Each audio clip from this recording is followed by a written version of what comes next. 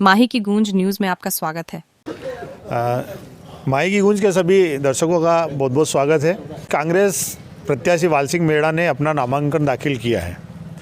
नामांकन में कितनी भीड़ उमड़ी, कौन नेता आया, कौन नेता नहीं आया, क्या विधानसभा के अब समीकरण बनेंगे, इस नामांकन रैली के बाद में बीजेपी की अभी नामांकन रैली होना बाकी है। बागी उम्मीदवार द्वारा नामांकन कर दिया गया है कांग्रेस के, और भी लोग बाकी है जिनका शक्ति प्रदर्शन अभी देखना है।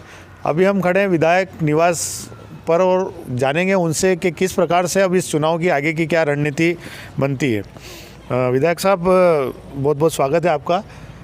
सबसे पहले तो आपको आज बधाई, क्योंकि आपने बड़ी ताकत के साथ में आज अपना नामांकन दाखिल किया। सबसे पहले आप इस बारे में अपनी बात कहें कि क्या किस प्रकार की योजना बनी थी और कैसे आपने इतनी भीड़ जुटाई। क्या ये भीड़ लाई गई भीड़ थी या स्वैच्छिक भीड़ थी, कांग्रेस नेताओं की भीड़ थी, या फिर मतलब बहुत तरीके के आरोप प्रत्यारोप लगते हैं ऐसी रैलियों पर, जो कि चुनाव के पहले अक्सर देखा जाता है। धन्यवाद। आज मैं पहले तो मैं अष्टमी, नवमी और दशहरा मना के रावण को जला के फिर रण जीतने के लिए पार्टी ने 2018 में भी भरोसा किया और हमको 2023 में फिर से जनता के आवाज़ पर फिर से भरोसा दिलाया। मैं वापस पेटलावद विधानसभा का प्रत्याशी बनाया और मैंने आज मुहूर्त देखकर, आज हमने गुरुवार का दिन था और गुरुवार के दिन 1:12 पर हमने हमारा फार्म जमा किया और फार्म भरने के बाद फिर हमने आज पूरी कार्यकर्ताओं नेताओं की ऊर्जा रैली, हजारों कार्यकर्ताओं के लेकर हमने हमारा फार्म जमा किया। लोग कह रहे थे कि वाल सिंह मेड़ा के पीछे लोग नहीं है, तो अचानक से ऐसी भीड़ आई, तो ये क्या आपके समर्थक थे या प्रायोजित सब था, दिखावा? ये मैं आपके माध्यम से कहना चाहता हूँ कि मैं जब से 2018 से 8 से लड़ा, तब से मैं अकेला नहीं हूँ। तब से आप लोगों का साथ, जनता का साथ, मतदाता का साथ, सबका मेरे पे, पार्टी का सबका भरोसा, सभी समाज में मैं घुला हुआ हूँ। सब समाज में मैं जाता हूँ, चाहे विवाह, शादी ब्याह हो, नक्ता घाटा हो, किसी का मरण शरण भी होता है, वहाँ भी उठना बैठना, मैं हमेशा कुछ भी मेरे को ज़रा सी खबर मिले वहाँ मैं पहुँचता हूँ। इसलिए मैं यहाँ का जनता में, नेताओं में, हर वर्ग में मेरा जो संदेश और मेरी शक्तियाँ और मैं सबके दिल में जुड़ा हुआ हूँ। इसलिए मन पूरा भरोसा है कि बिना बोले खबर मिलते ही कार्यकर्ता हमेशा आता है। मैं कभी भी अकेला नहीं माना। हर बार अब देखने में आ रहा है कि वाल सिंह मेड़ा से जब भी बात करते हैं तो वो धार्मिक आयोजनों से ही जोड़ के अपनी बात की शुरुआत करते हैं। खुद का अपना प्रचार प्रसार मंदिरों से शुरुआत करते हैं। कांग्रेस पे आरोप है कि वो धर्म विरोधी है। कांग्रेस के बारे में जो सोचता है, कांग्रेस को ये कहते हैं कि धर्म विरोधी है। मैं आपके माध्यम से इनको कहना चाहता हूँ, प्रदेश के मुख्यमंत्री शिवराज सिंह जी को, कि आपने कहाँ धर्म के मामले में आपने कौन सा कदम अच्छा उठा। 18 साल की सरकार में आप ये हमको बता दें कि आज बड़े बड़े मंदिरों के पास बड़े बड़ी जो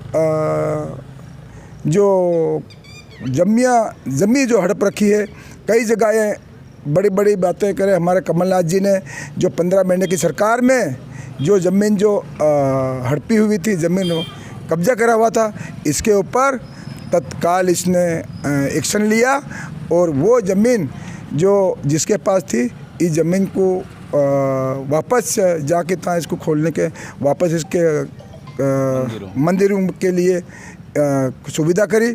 और जहाँ जो इतना बड़ा जो महाकाल ले लो, महाकाल में जो आज जो जितनी जो राशि दी हमारे प्रदेश के प्रदेश अध्यक्ष कमलनाथ जी ने जो महाकाल के लिए, वो भी आपकी नॉलेज में, सबको नॉलेज में है कि एक बार आंधी आई और हमारे भगवान के जो बड़ी बड़ी मूर्तियाँ थी, वो मूर्तियाँ भी आज हवा में उड़ गई। इसके अलावा शिवराज सिंह मामा के भारतीय जनता पार्टी के ऊपर क्या कह सकते हैं। लाडली लक्ष्मी योजना का दावा कर रही है बीजेपी के, इससे उसको फ़ायदा मिलेगा। क्या विकास नहीं हुआ? जो बीजेपी विकास के नाम पे वोट नहीं मांग रही, लाडली लक्ष्मी के नाम पे वोट मांग रही है और विकास के नाम पर जो दावे किए जा रहे हैं बीजेपी के और भ्रष्टाचार के जो दावे किए जा रहे हैं कांग्रेस के, उसमें क्या बचा है आपके लिए कहने के लिए? ये नकल कर रहे हैं कि हमारी राष्ट्रीय युवा धड़कन, देश की नेतृत्व प्रियंका गांधी जी ने जो कर्नाटक का चुनाव हुआ, इसमें इसने कहा कि नारी समान आप कमर कस लो। आपके कर्नाटक में जो जितनी ज़मीन है, देश आज़ाद हुआ तब से जो बड़े बड़े हवाई अड्डा की ज़मीन हो, रेलवे की हो, सब पूरी ज़मीनें बेच रहे हैं। तो आप अब बस बचाओ कर्नाटक को और प्रदेश में भारतीय जनता पार्टी को हटाओ। मैं जैसे हमारी सरकार बनेगी तो आपको हर महीने 2000 रुपये मैं दूंगी हर महिलाओं को, तो नारी सम्मान के लिए गैस सिलेंडर में। तो ये जैसे सरकार बनी और वहाँ पे वो लागू कर दिया। इसकी नकल लेके या इसने नकल की, अगर लाडली बहना को ये मदद करता तो 18 साल क्यों नहीं करी? 18 साल में करना थी। अभी जून जुलाई अगस्त 3 महीना में याद आई हमारी लाडली बहना है, और लाडली बहनों के साथ भी अन्याय। 23 साल की महिलाओं को 59 साल तक की महिलाओं का फार्म भरा। मैं आपसे माध्यम से आपकी भी हेल्प लेता हूं, आपको भी बोलना चाहिए कि वास्तव में इसके आगे वाली 60 साल की, 65 साल की, 75 साल की वो महिला मतदान नहीं करेगी क्या? वो खाना नहीं खाएगी क्या? इसको भी पोषण आहार की व्यवस्था नहीं कर सकते क्या? इनके साथ कुछ नहीं हुआ। आरोप है कि विधायक वाल सिंह मेड़ा अनपढ़ है, सवाल नहीं करता है, उठता नहीं है, क्षेत्र के लिए बोलता नहीं है। आखिर भोपाल आप जाते हो तो आप करते क्या हो वहाँ पे? मैं तो जब से सरपंच बना, जनपद अध्यक्ष बना, विधायक बना, मन तो ईश्वर ने अच्छी शक्ति दी।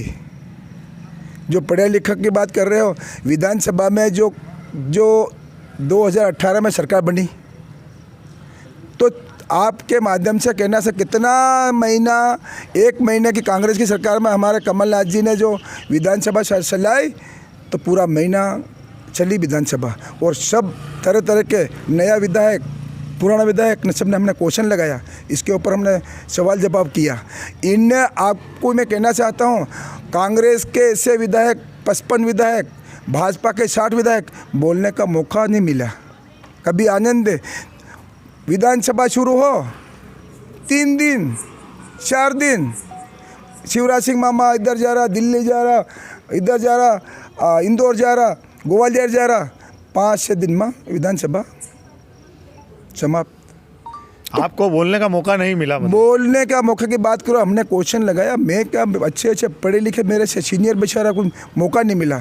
हम तो कोशिश कर रहे थे कि हमारे पेटलावत के जो मोहनपरा से जो सवरिया से जुड़े 12 किलोमीटर रोड मैंने कैसे करवाया वो मैं जानता हूँ। आंबा में पिथनपुर से लेकर सालरपाड़ा और धनपुरा मार्ग 6 किलोमीटर वो मैंने करवाया। और ऐसे ऐसे मेरी सरकार थी, इसमें मैं 7 रोड लाया हूँ, जो करीबन 7-7 करोड़ के, 5-5 करोड़ के मैंने जो काम किया। अगर सरकार रहती तो मैंने कृषि कॉलेज का जो पेटलावद में जो बरवेट रोड पे जो ज़मीन थी, इसमें हमारे कलेक्टर साहब ने, पूरे एसडीएम ने, सब ने जो ज़मीन दी है। हमारे रतलाम से लेके अलीराजपुर तक का कोई कृषि कॉलेज नहीं था। तो मैं कमलनाथ जी के पास गया, कमलनाथ जी ने बोला कि विधायक जी ये बजट में ले लेंगे, मुझे 500 करोड़ का है, इसको दिल्ली भेजना पड़ेगा। साहब कैसे भी करो, मुझे कृषि कॉलेज आपको खोलना चाहिए। हमने बजट में लाने के लिए इसको जोड़ा। ऐसे ऐसे हमने टमाटर के लिए वो भी प्रस्ताव रखा, लेकिन सरकार गिरा दी, तो वहाँ का वहाँ रह गया। निर्दलीय प्रत्याशी बागी उम्मीदवार मालू अकमाल जनपद जिला पंचायत उपाध्यक्ष ने फॉर्म भर दिया है, चुनाव लड़ने की बात कह दी है। अब हटने को तैयार नहीं है, क्या तैयारी रहेगी अब कांग्रेस की? अब परिवार बहुत बड़ा है, परिवार में टिकट मांगने का सबका हक है, टिकट मांगना चाहिए।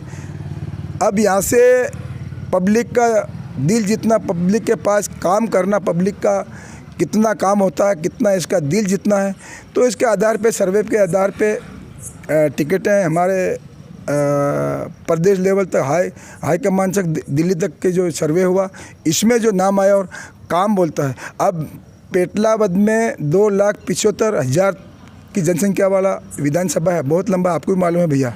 लेकिन टिकट मांगी सबने और आज समय आया टिकट के लिए। पार्टी ने भरोसा मेरे पे किया, जनता के आधार के ऊपर। तो आज इनको सबको पार्टी के साथ काम करना चाहिए, हमको पूरा भरोसा है। घर में भाई भाई झगड़ा हो जाता है लेकिन फिर वापस में एक हो जाते हैं। तो हमारे प्रदेश के प्रदेश अध्यक्ष कमलनाथ जी, हमारे दिग्विजय सिंह जी, कांतिलाल भूरिया जी सब लगे हुए हैं, इस बात को जल्दी सुलझा लेंगे। आज कांतिलाल जी भूरिया और विक्रांत भूरिया के भी आने की आपने बात कही थी, जो सुबह मैसेज मीडिया में आया, उसमें कहा गया था कि वाल सिंह अपने आपके जो दोनों बड़े नेता हैं जिले के, वो आने वाले हैं, साथ में जिला अध्यक्ष भी रहेंगे, कुछ भोपाल से भी कुछ लोग आने वाले थे। ये आज हमने भी गुरुवार के दिन फार्म भरा। हमारे प्रदेश के अध्यक्ष वर्तमान इस वक्त 2023 से मुख्यमंत्री बनने कमलनाथ जी ने भी आज छिंदवाड़ा में फार्म भरा।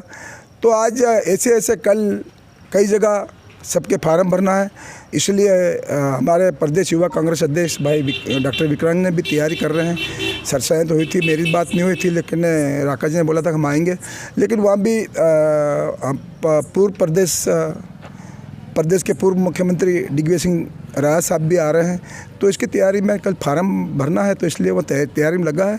वो तो इसलिए यहाँ नहीं आ पाए, लेकिन हमको भी बोला था कि आप कल भरो, लेकिन आज हमें मुहूर्त था आज, इसलिए मुहूर्त को देख के भगवान का, माता जी का सहारा लेके आज हमने फार्म दाखिल किया, इसलिए वो काम कर रहा है, इसलिए यहाँ नहीं पधार है। डाइवर्सन को लेके एक पहले बहुत विवाद चलता था, डाइवर्सन का एक लाभ दिया था कमलनाथ जी मुख्यमंत्री थे जब, 10 साल का जो नियम था सामान्य लोगों के लिए वो भी ख़त्म किया, और भी कुछ योजनाएं बना रखी थी उन्होंने, लेकिन सरकार गिरी। तो क्या आप लोगों की मांग थी यहाँ पर आदिवासी सामान्य लोगों के बीच में जो खाइयाँ बनती जा रही है उसको दूर करने के लिए?